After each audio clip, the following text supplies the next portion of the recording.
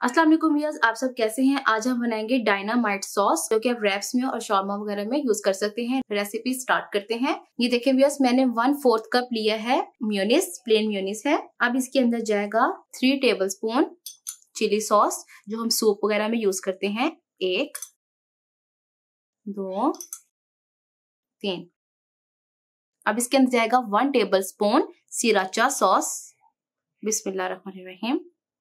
इन सब अज्जा को अच्छे से हम मिक्स कर लेंगे। Paprika 1 tablespoon, garlic powder 1 teaspoon, chicken powder 1 teaspoon, नमक 1/2 टीस्पून और लाल सुरख मिर्च 1/2 टीस्पून।